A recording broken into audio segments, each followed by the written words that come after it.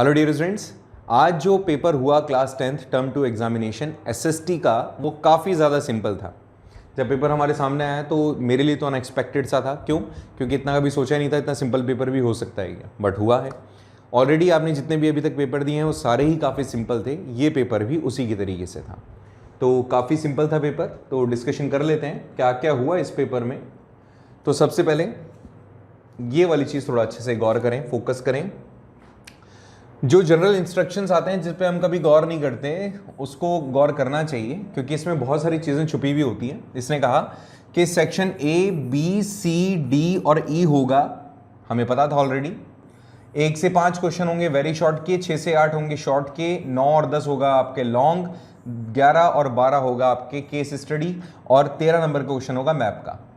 लेकिन इंपॉर्टेंट बात ये थी, answer should not be exceeded 40 words. इसका मतलब 1 से 5 जो क्वेश्चन है 4 लाइन के अंदर अंदर आंसर देना था। 6 से 8 जो है 8 लाइन के अंदर अंदर आंसर देना था। 9 और 10 का आंसर 12 लाइन से ज़्यादा का नहीं होना चाहिए था। और केस स्टडी एंड मैप तो आप कर सकते हो। टाइम देखो ज़्यादा ख़राब हमें करना नहीं चाहिए। अगर हम आंसर लिख रहे हैं तो टाइम बच रहा है आपके पास, तो आपको करना चाहिए था कि जो और वाले क्वेश्चंस हैं वो भी आप कर लेते डबल बार। वो मैं ऐसा क्यों कह रहा हूँ वो इसका जवाब मैं बीच में दूंगा जब इस तरह के क्वेश्चंस आएंगे। तो इंटरेस्टिंग है, वो ज़रूर देखना, वो ज़रूर सुनना। तो चलो देखते हैं, क्वेश्चंस पे बात करते हैं। सबसे पहला क्वेश्चन जो आ जाता है वो आता है वेरी शॉर्ट से, और क्वेश्चन बहुत सिंपल क्वेश्चन। इसने कहा why was the militant guerrilla movement spread in Gudem hills of Andhra Pradesh in earlier 1920s। 1920 से पहले ऐसा क्यों हुआ ये मूवमेंट? तो देखो इसका सिंपल सा आंसर है, मैंने लिखा भी है यहाँ पे, कि फॉरेस्ट लॉ से काफ़ी ज़्यादा नाखुश थे ट्राइबल पीपल। उन लोगों को उन्हीं के नेटिव प्लेसेस से हटाया जा रहा था, और इसी दौरान गांधी जी के सत्याग्रह मूवमेंट हर जगह पर चल रहे थे। ये बात कैसे जैसे उन लोगों तक पहुंची, उन लोगों ने गांधी जी के सत्याग्रह मूवमेंट और नॉन कॉपरेशन मूवमेंट, जो कि थोड़े टाइम बाद ही और इसी अर्लियर स्टेज में शुरू हो गया था, तो उसके साथ इनका कनेक्शन हुआ। गांधी जी ने कहा था सत्याग्रह मूवमेंट के थ्रू कि आप वायलेंट एक्शंस के बिना अपनी डिमांड रख सकते हो, बट इन्होंने जो सत्याग्रह है उसको गलत तरीके से समझ लिया। इन्होंने स्वराज की ये जो थॉट था उसको गलत तरीके से अंडरस्टूड किया। तो यहां पर इन्होंने बोला ऐसा क्यों हुआ, तो इसलिए हुआ क्योंकि they were unhappy by the forest law and they were just kind of dissatisfied with the British people, so that they have initiated कि हमें क्या करना है, अब तो हमें फ्रीडम लेनी है क्योंकि पूरे भारत के अंदर प्रोटेस्ट हो रहा है इनके अगेंस्ट में, तो हम भी करेंगे। तो उन्होंने वही किया। ठीक है, तो यही कुछ बताना था आपको। तो इन्होंने क्या किया, पुलिस स्टेशन पे अटैक किया, ब्रिटिशर्स को मारने की कोशिश की, और ये बात जरूर आपको लिखनी होगी इसमें। ठीक है, चलिए दूसरे क्वेश्चन पे बात करते हैं। तो दूसरा क्वेश्चन भी कुछ इसी तरीके का है। वो कह रहा है डबल कोइंसिडेंस ऑफ वांट्स कब अराइज होती है या कैसे होती है? तो जब बार्टर सिस्टम हमें सेटिस्फाई नहीं कर पाता तो डबल कोइंसिडेंस ऑफ वांट हमारे सामने आती है। बार्टर सिस्टम में जो मेरे पास में है मैं आपको दे दूंगा, जो आपके पास में वो आप मुझे दे दीजिएगा। तो ऐसे में यहाँ पर नीड सेटिस्फाई हो जाती थी, बट जब हमारी डिमांड्स बढ़ने लगी, जब हमारी नीड्स बढ़ने लगी और एक दूसरे से हमारी नीड सेटिस्फाई नहीं हो पा रही थी, तो हमने फिर महसूस किया कि हमें ऐसा भी हो सकता है कि हमारी ज़रूरतें इनसे हटकर हो। जैसे मुझे वीट चाहिए और मेरे पास देने को कपड़े हैं, सामने वाले के पास में देने को वीट है लेकिन उसको कपड़े नहीं चाहिए, उसको जूते चाहिए। तो ऐसे कंडीशन में जो नीड्स हैं वो डिफ़र कर गई, जो डिमांड्स हैं वो डिफ़र कर गई। मेरी नीड तो सेटिस्फाई हो सकती है उससे, लेकिन उसकी नीड्स मेरे से सेटिस्फाई नहीं होगी। यही रीज़न है कि हम क्या करेंगे, यहाँ पर प्रॉब्लम आ जाती है डबल कोइंसिडेंस ऑफ वांट की। तो such kind of problems can be solved by double coincidence of wants having the alternate option. So यहाँ पे जो बार्टर सिस्टम है वो फेल हो जाता है और डबल कोइंसिडेंस ऑफ वांट सामने आ जाता है। नेक्स्ट क्वेश्चन पे अगर अपन बात करें तो नेक्स्ट क्वेश्चन क्या कहता है, वो कहता है कि कौन सी इंडस्ट्री है, इंडस्ट्रीज को कैपिटल इन्वेस्टमेंट के बिहाफ पे कितने पार्ट्स में डिवाइड किया जा सकता है। तो we have already studied in detailed कि अगर कैपिटल इन्वेस्टमेंट की बात करते हो तो आप 2 पार्ट में डिवाइड करते हो कंट्रीज को। पहला होता है स्मॉल स्केल, दूसरा होता है लार्ज स्केल। स्मॉल स्केल और लार्ज स्केल के बीच में डिफरेंस क्या? तो डिफरेंस इतना सा है कि 1 करोड़ से कम का इन्वेस्टमेंट स्मॉल स्केल में काउंट किया जाता है और 1 करोड़ से ज़्यादा का इन्वेस्टमेंट लार्ज स्केल में। तो यहां पर कैसे कैटेगरीज बनाई हमने, small scale industries, large scale industries. Small scale industries those industries who are having less than 1 crore rupees investment and those are having greater 1 crore rupees investment, तो they can be consider in that category. Okay, so ये चीज हमें clear हो गई होगी। Fourth question क्या करना था, नेशनल हाईवेज की इंपॉर्टेंस बताओ। तो नेशनल हाईवेज क्या करते हैं, नेशनल हाईवेज एक स्टेट को दूसरे स्टेट के साथ जोड़ते हैं, भारत के एक्सट्रीम प्लेसेस को भी आपस में हमारे साथ कनेक्ट कर देते हैं। 2% टोटल रोड्स का होने के बावजूद भी पूरी कंट्री के 40% ट्रैफिक को कनेक्ट करते हैं या जोड़ के रखते हैं अपने साथ में। ये नेशनल हाईवेज का किस्सा है। साथ ही साथ अगर आपको लॉन्ग डिस्टेंस पे जाना है, अलग अलग अप्रोच करना है अलग अलग प्लेसेस पे, तो आपको कहीं ना कहीं इन्हीं की हेल्प लेनी पड़ेगी, तभी आप पहुंच सकते हैं। ठीक है, नेक्स्ट क्वेश्चन पे। मैं थोड़ा जल्दी तो नहीं बता रहा हूँ, ज़रूरी है, आपने कर लिया होगा अब तो। इसमें कोई ऐसा कंसेप्ट तो है नहीं मैथ में कि आपको मैं सॉल्व करके दिखाऊंगा, तो ये पता होना चाहिए। ये क्वेश्चन थोड़ा सा ट्रिकी है। क्वेश्चन क्या कहता है, देखो, how is one party system different from two party system. One party system different कैसे होता है टू पार्टी सिस्टम से, एक्सप्लेन करें विद एग्जांपल। क्वेश्चन क्या आ सकता था, difference, state the difference between the one party system and two party system, दोनों के बीच में डिफरेंस बता दो। लेकिन इसने क्वेश्चन ही घुमा के पूछा है कि एक वन पार्टी सिस्टम अलग कैसे होता है टू पार्टी सिस्टम से, तो हम आंसर भी थोड़ा सा घुमा के दे देंगे, बस वही हमारा काम बन जाएगा कि वन पार्टी सिस्टम डिफरेंट होता है टू पार्टी सिस्टम से, बिकॉज वन पार्टी सिस्टम में तो एक पार्टी ही होती है जिसमें से गवर्नमेंट चुननी होती है, लेकिन टू पार्टी सिस्टम में दो पार्टी होती है जो कंट्रोल करती है और सरकार को चलाती है। That's it. फिर इसने बोला एग्जाम्पल भी दो, तो एग्जाम्पल भी दे देते हैं। ऊपर वाले में तो कम्युनिस्ट पार्टी चाइना का एग्जाम्पल दे दो, दूसरे वाले में यूएस और यूके का एग्जाम्पल दे दो कि जहां पे दो दो पार्टीज होती हैं। तो अगर आपने ऐसा किया तो नंबर पक्के हैं। नेक्स्ट पे आ जाते हैं अपन। यहां पर हमारे शॉर्ट क्वेश्चन स्टार्ट हो जाते हैं। शॉर्ट क्वेश्चन के अंदर दो ऑप्शन है। इस सिक्स्थ वाले क्वेश्चन में तो दो ऑप्शन दिए हैं आपको। पहला क्वेश्चन कह रहा है कि महात्मा गांधी जी ने नॉन कॉपरेशन मूवमेंट को विड्रॉल करना क्यों चाहा, या क्या रीजन थे। तो बहुत ही सिंपल से दो रीजन थे। यहां पर सबसे पहले तो आंसर लिखने का तरीका, क्योंकि इन्होंने हमें 8 लाइन दी है तो 8 लाइन यूज करो, 7 साढ़े 7 लाइन तक लिखो अपना आंसर। तो गांधी जी ने डिसाइड किया नॉन कॉपरेशन मूवमेंट को विड्रॉल करना फरवरी 1922 में। क्यों, फॉलोइंग रीजंस। पहला रीजन आ गया चौरा चौरी इंसिडेंट्स, गोरखपुर यूपी के अंदर हुआ जो कि 22 पुलिस वालों को आपने जिंदा जला दिया, उससे पुलिस वाले नाराज हुए, ब्रिटिशर्स आप पे क्रूअल ज्यादा हो जाते, इसलिए गांधी जी को लगा कि मूवमेंट को खत्म कर दो तो वो लोग भी शांत हो जाएंगे, पहला। और चौरी चौरा इंसिडेंट से वो खुद भी काफी नाराज थे कि जब मैंने मना किया था कि क्यों किया ऐसा तुमने, बताओ भाई। तो चौरी चौरा इंसिडेंट्स खुद भी नाराज थे और वो आगे नहीं चाह रहे थे क्योंकि government was going to be brutal, तो ऐसे में वो ऐसा ना करे, इसलिए इसको बचाने के लिए भी इन्होंने प्रोटेस्ट खत्म कर दिया, ये मूवमेंट खत्म कर दिया। सॉरी। नेक्स्ट, गांधी जी ने महसूस किया कि जो मूवमेंट है वो बहुत ज्यादा वायलेंट हो जाएगा और ये जो सत्याग्रही हैं इनको अब थोड़ा सा हमें प्रॉपर ट्रेनिंग देनी पड़ेगी, इनको बताना पड़ेगा कि मूवमेंट का मतलब ये नहीं कि किसी को जिंदा जला दो तुम, इसका मतलब ये नहीं है, उनको समझाना पड़ेगा और हमें मास एजिटेशन करना पड़ेगा। छोटे मोटे से नहीं होगा सत्याग्रह से, अलग अलग लड़के नहीं होगा, अब हमें थोड़ा और बड़े स्केल में और एक ट्रेंड तरीके से इसको करना है। क्योंकि अभी हमने देखा गुरुदेव हिल्स वाले में भी, तो गुरुदेव हिल्स में जो ट्राइबल पीपल थे वो वायलेंट हो गए, सत्याग्रह का मतलब ही कुछ अलग समझ लिया उन्होंने। ठीक है, सो ये वाला क्वेश्चन कर देते। और भी था, और में इसने कहा कि आप फर्स्ट वर्ल्ड वॉर ने कैसे नया एक इकोनॉमिकल क्राइटेरिया सिचुएशन स्टार्ट किया भारत में। तो आपको पता होगा जब फर्स्ट वर्ल्ड वॉर हो रहा था तो भारत ब्रिटेन का कॉलोनी था, ऐसे में ब्रिटेन पूरे हमारे रिसोर्सेज पे कंट्रोल रख सकता था। तो हमारे ह्यूमन रिसोर्सेज उन्होंने यूज़ किए, ह्यूमन रिसोर्सेज के अलावा जो नेचुरल रिसोर्सेज थे वो उन्होंने यूज़ किए, हमारी फैक्ट्रीज को उन्होंने यूज़ किया। तो उन्होंने कैसे हमारे इकोनॉमिकल सिस्टम को चेंज किया वो बताना है। तो हमें इसका आंसर कैसे देना है कि because we were the ally of the Britain और colony of the Britain, so they used our human resources. तो उन्होंने हमारे ह्यूमन रिसोर्सेज को यूज किया। अप्रॉक्सीमेटली लैक्स में उन्होंने हमारे यहाँ से लोगों को लिया और अपने बिहाफ पे लड़ाई लड़वाई। ठीक है, मर गए बहुत सारे लोग। इसके अलावा आप ये बोल सकते हो कि हमारे यहाँ के जो लोग थे उनसे उस तरह का प्रोडक्शन मतलब चाहे ग्रो करवाना हो चाहे फैक्ट्रीज में प्रोड्यूस करना हो वो करवाया जाता था जो किसी भी तरीके से ब्रिटेन को मदद कर सकते थे वॉर में। और क्योंकि ब्रिटेन का खर्चा हो रहा था, थर्ड पॉइंट बता रहा हूँ, क्योंकि ब्रिटेन का खर्चा हो रहा था तो वो इम्पोज हम पे कर रहे थे मनी को, चाहे हमारी इनकम टैक्स हमसे ले रहे हों, ट्रेड टैरिफ या फिर जो भी इंपोर्ट एक्सपोर्ट ड्यूटीज हमसे चार्ज कर रहे हैं वो बढ़ा दी उन्होंने, तो बिल्कुल इकोनॉमी बदल गई। प्रोडक्शन भी उनके हिसाब से कर रहे हैं तो लोगों के काम रोजगार बदल गए।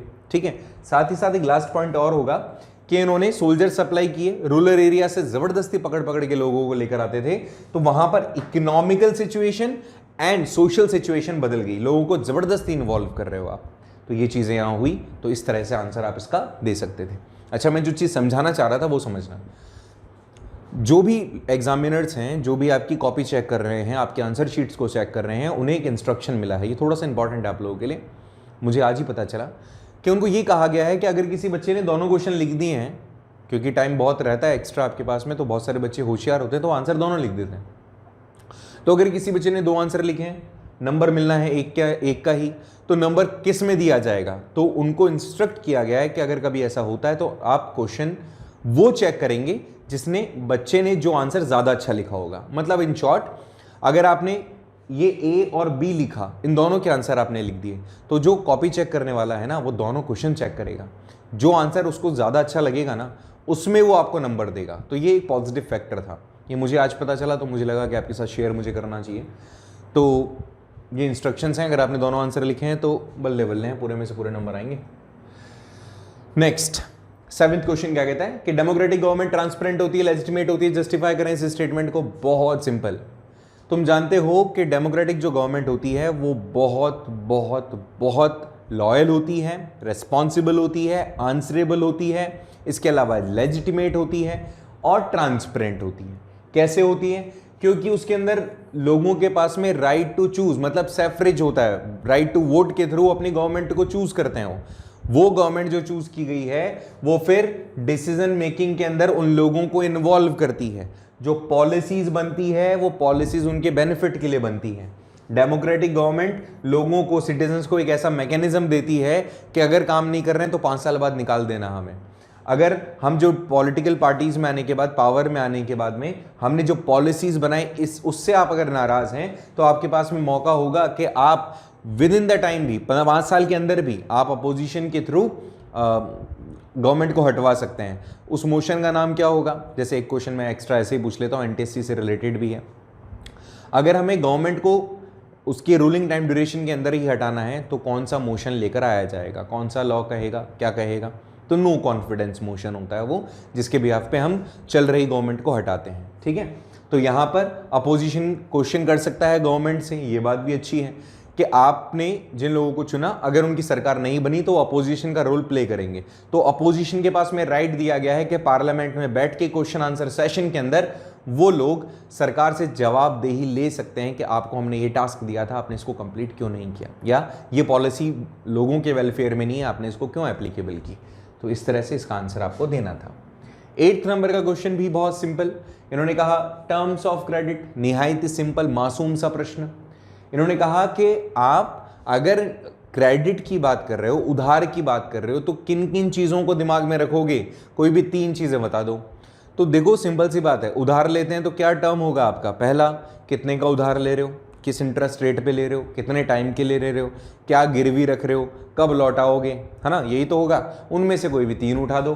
तो चाहे पहले इंटरेस्ट रेट, तो आपको बताना पड़ेगा किस इंटरेस्ट पे ले रहे हो, किस इंटरेस्ट रेट पे ले रहे हो, सॉरी, किस टाइप से इंटरेस्ट चार्ज होगा, सिंपल इंटरेस्ट होगा, कंपाउंड इंटरेस्ट होगा, क्या कोलेटरल रख रहे हो, गिरवी किस चीज़ को रख रहे हो आपने जो भी आपकी प्रॉपर्टी आपके पास में है उनमें से कौन सी चीज़ आप उस लोन के बदले में एज अ मॉर्गेज रख रहे हैं, कोलेटरल रख रहे हैं।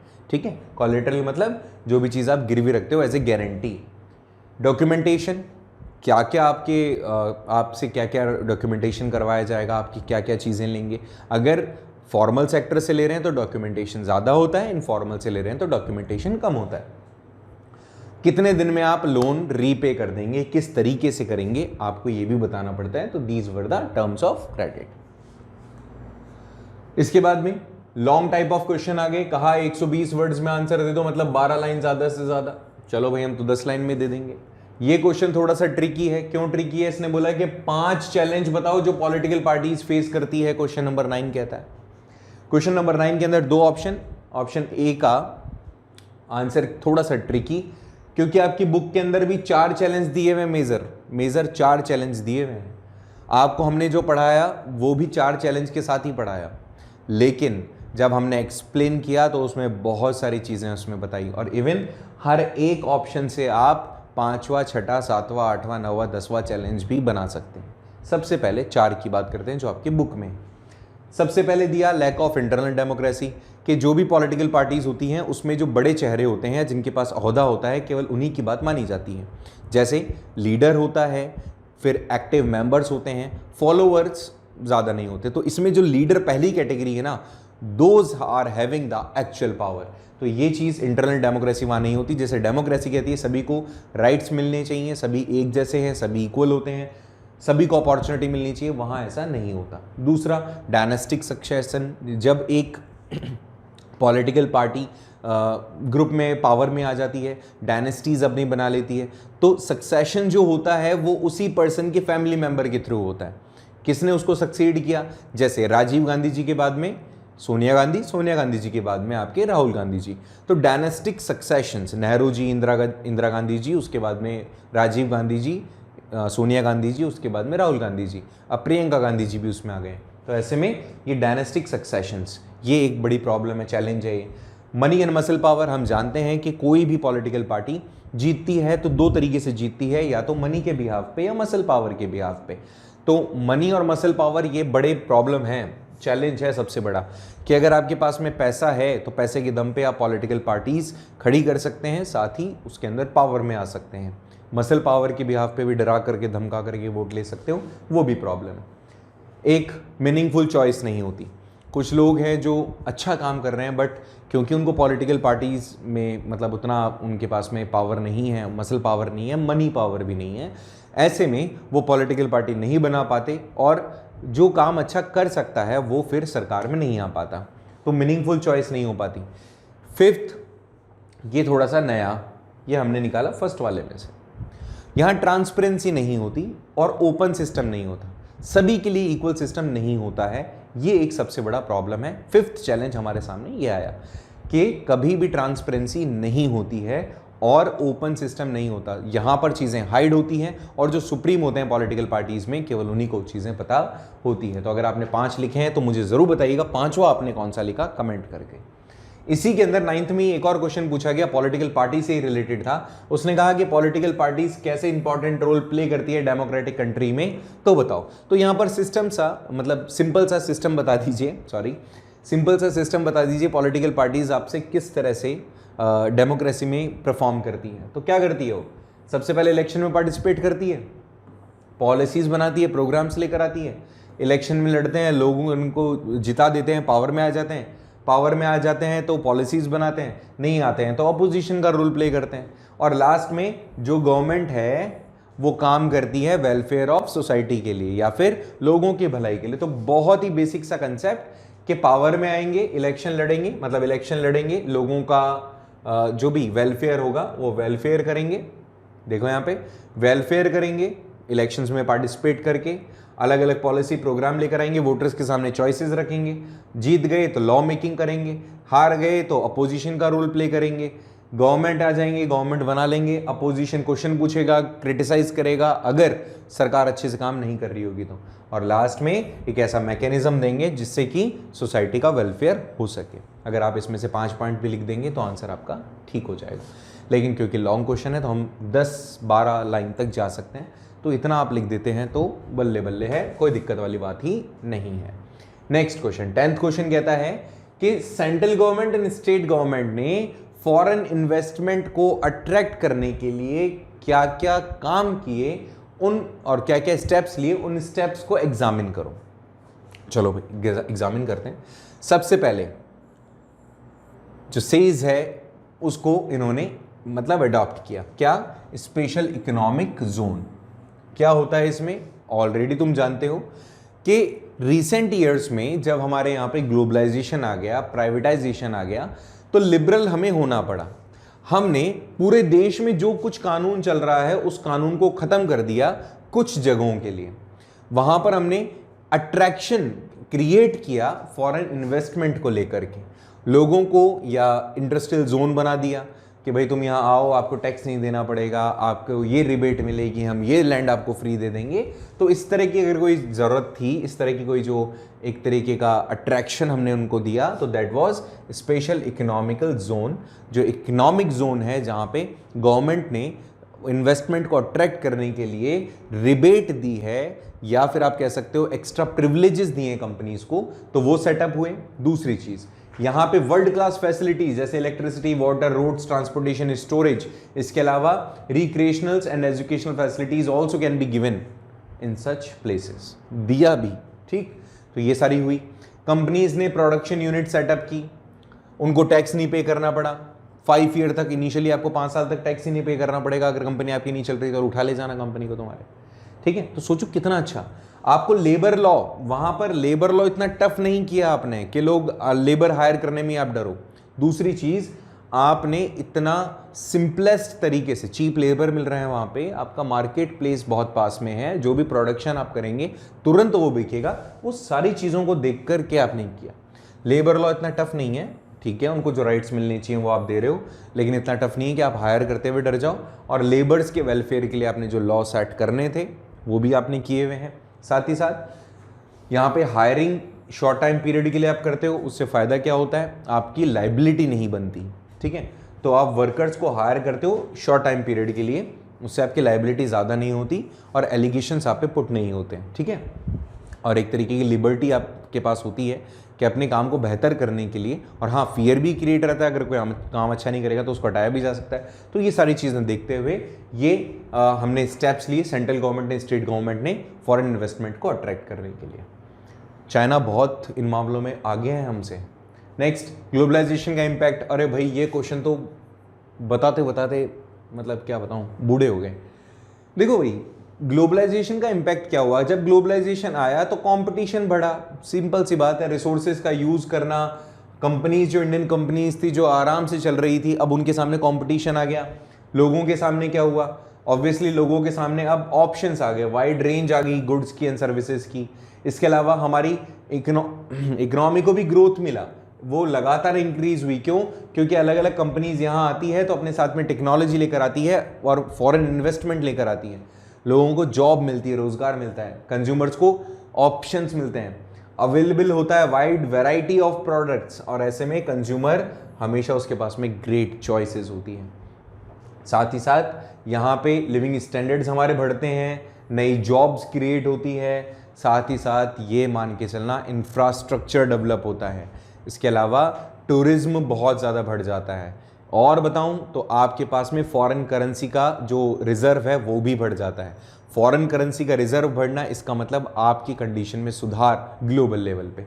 तो ये सारी चीज़ें होती हैं, तो ग्लोबलाइजेशन के ये पॉजिटिव इम्पैक्ट हैं। इसका डिवीजन आप कर सकते थे पॉजिटिव एंड नेगेटिव, और फिर उसमें 4-4 अलग अलग करके भी बता सकते थे। हमने सिर्फ पॉजिटिव 6 उठा लिए, तो भी हमारा आंसर सही है। अगर आपने पॉजिटिव और नेगेटिव इम्पैक्ट दोनों डाले हैं तो भी आपका आंसर सही होगा, कोई दिक्कत वाली बात नहीं है। नेक्स्ट है केस स्टडी। अब ये बिल्कुल वो पैसेज के जैसे है कि आपने पैसेज पढ़ा और आंसर दिया, तो इसमें कोई प्रॉब्लम नहीं है, आप डायरेक्टली पैसेज से आंसर उठाएंगे। जैसे पहला क्वेश्चन, क्या चैलेंजेस है जूट इंडस्ट्री के लिए, तो आपको पहली लाइन के अंदर इसका आंसर मिल जाएगा, कोई दिक्कत वाली बात नहीं होगी। 10वें नंबर के क्वेश्चन में यही था, और 11th नंबर का क्वेश्चन था वो। ये 12th नंबर का क्वेश्चन भी सेम वैसे ही, केस स्टडी, महात्मा गांधी के थॉट क्या थे सत्याग्रह को लेकर के, उसी टाइप से आपको ये वाला क्वेश्चन भी सॉल्व करना था। बहुत सिंपल, ठीक है, कर लोगे, इसमें तो बताने की जरूरत ही नहीं, तो पैसेज की जैसा हो गया। मैप इतना आसान ना जिसकी हद नहीं। इसने देखो क्या बोला कि आपको 2 मार्क करने हैं। A, with the help of following information write the correct name of the line mark near it the place where national congress session happened in September 1920। हम जानते हैं कैलकाटा सेशन हुआ था सितंबर 1920 में, तो कलकत्ता को मार्क कर दो भाई। लो, कर दिया कलकत्ता को मार्क, तो ए तो वहां चला गया, ये लो ए चला गया। अब दूसरा बोल रहा है कि न्यूक्लियर पावर प्लांट मार्क करो आप, तो न्यूक्लियर पावर प्लांट में से 2 दे दिए, एक तो तारापुर कर दो, या तो ये लो तारापुर कर दिया, या फिर कलपक्कम कर दो, ये तमिलनाडु में कलपक्कम कर दिया, ये भी बता दिया, ये भी बता दिया, और कहा कि इन दोनों में से एक बताना था वैसे तो, अदरवाइज हैदराबाद बता दो। अरे भैया हैदराबाद भी बता दिया, ये लो, इतना सिंपल, इतना सिंपल। चलो, तो पेपर आपका बहुत सिंपल गया और तुम्हारा पेपर मेरे हिसाब से 40 का था, तो 40 से लगभग, मतलब मेरे हिसाब से कहीं नंबर काटते भी हैं तो 38 और 40 के बीच में आ जाएंगे ना। बताना कमेंट बॉक्स में कितने बन रहे हैं। इन टोटलिटी आपकी परसेंटेज स्कूल के नंबर मिला के टर्म 1 को मिला करके नंबर 90 से ऊपर नहीं आया ना तुम्हारे, अच्छा नहीं होगा। परसेंटेज अच्छी लेकर आना जरूरी है, अभी भी नहीं लेकर आए तो कब लेकर आएंगे। इससे सिंपल पेपर नहीं हो सकते थे। 90 से ऊपर एवरेज स्टूडेंट के लिए, 95 से ऊपर थोड़े से स्मार्टर के लिए, और कोशिश करना 99 और 100 लेकर आ जाओ तो हमारा थोड़ा नाम हो जाए, ठीक है। सो हमारी मेहनत रंग लाए, आपकी मेहनत रंग लाए, आपका नाम हो, पेरेंट्स का नाम हो, और साथ ही साथ आपके हमारा नाम भी हो जाए कि हाँ उस चैनल से हमने पढ़ा और उन्होंने हमारी बहुत हेल्प करी, जो कि हमने की बहुत जी जान से। तो आज का लेक्चर यहीं ख़त्म होता है, इस होप के साथ कि आपका रिजल्ट बहुत अच्छा होगा। मिलते हैं नेक्स्ट क्लास के अंदर, और अब करते हैं तैयारी एनटीएससी की। अभी तक एनटीएससी की डिक्लेयर नहीं हुई डेट्स, आप तैयारी में जुट जाओ। आज से ही किताबें बंद करके रख मत देना एक तरफ। अभी केवल आपका लगभग ये एग्ज़ाम्स ख़त्म होने को हैं, लेकिन एनटीएससी ख़त्म होने को नहीं है, उसकी शुरुआत अब होगी। हार्ड वर्क अब करना पड़ेगा। रिलैक्स जोन में दुनिया हो जाएगी, लेकिन ये आसान एक अच्छा तरीका हो जाएगा तुम्हारे लिए कि दुनिया रिलैक्स हो जाएगी और तुम्हें थोड़ा सा मौका मिल जाएगा एक्स्ट्रा एफर्ट डाल करके अचीव करने का टारगेट अपने। तो इसी होप के साथ कि एनटीएससी भी क्लियर हो जाएगा और आपके बोर्ड्स में भी अच्छे नंबर आ जाएंगे। मिलते हैं नेक्स्ट वीडियो में। Thank you so much.